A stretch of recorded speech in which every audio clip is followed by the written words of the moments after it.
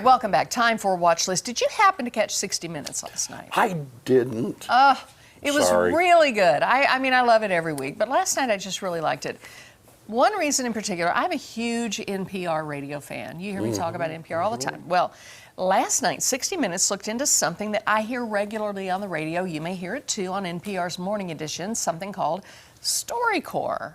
Okay, StoryCorps was started by a man named Dave Isey. He set up a story booth in New York's Grand Central Terminal back in 2003. He just invited people to come in and talk to each other, tell a story, you know, have a conversation. Now, these are really candid conversations between people who know each other, mostly know each other really well, and they almost always learn something new about each other that they had no idea. Well, last night, Norah O'Donnell looked into how StoryCorps got started and how it has changed. Here's a clip.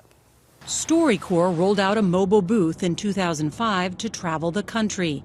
They also launched partnerships and story collection programs in multiple American cities. This is Dave Isey, founder of StoryCorps. When the pandemic hit, they created a new way for people to submit stories online. Share your interview far and wide and know that someday future generations will be listening. Every Friday for the last 16 years, National Public Radio sends one story into the homes, headphones, and cars of 6 million people. Hey, it's Friday, which is when we hear from StoryCorps. We were recently at NPR's Washington studio to hear Morning Edition host Steve Inskeep introduce the story of Miguel Encinas, a decorated fighter pilot who passed away in 2016 at the age of 92. He served as a U.S. military pilot in World War II and Korea and Vietnam. Two of his children, Isabel and Juan Pablo Encinas, came to StoryCorps to remember him. When I was little, I remember him flying in his fighter jet and us waiting for him on the tarmac and thinking, oh my God, what a hero my father is. As he got older, he was diagnosed with dementia. But even at the end, when he cognitively wasn't all there, he would hear a plane and just look up and stare at it in the sky. And you could tell that he just wanted to be up in that plane with every ounce of his being. Maybe he's listening to us somewhere up there. I hope so. Sometimes in an interview, you can almost see sparks flying out of someone's mouth. There's just this kind of magnificence and grace to the story. And those are the ones where it almost demands to be shared with a larger audience.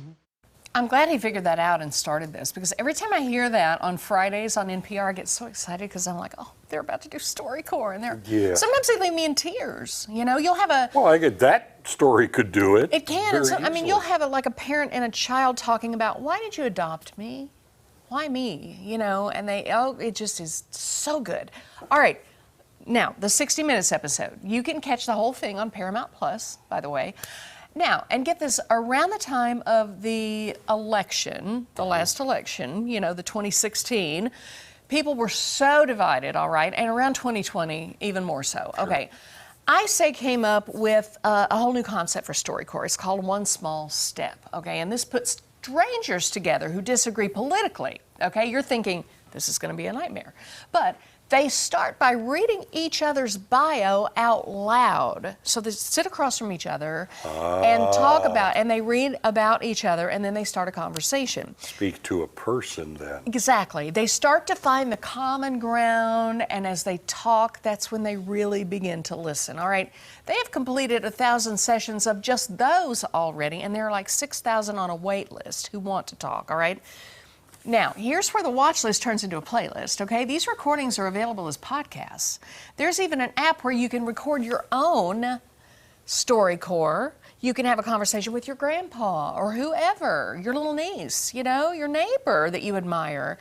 And they will be uploaded to the American Folklife Center at the U.S. Library of Congress. Oh, my. It's just brilliant. And you can search these. So I believe it's storycorps.org. Like today, I found a conversation between the first and second black female pilots ever in the U.S. Coast Guard. You know, one made it through there, was so excited about another one, and they have that kinship, you know. You can search Missouri and find conversations in StoryCorps from people talking about Missouri and people from Missouri, and it's just fantastic. So binge out on that next time you need something to stimulate your mind. It's just fabulous. I like this a lot.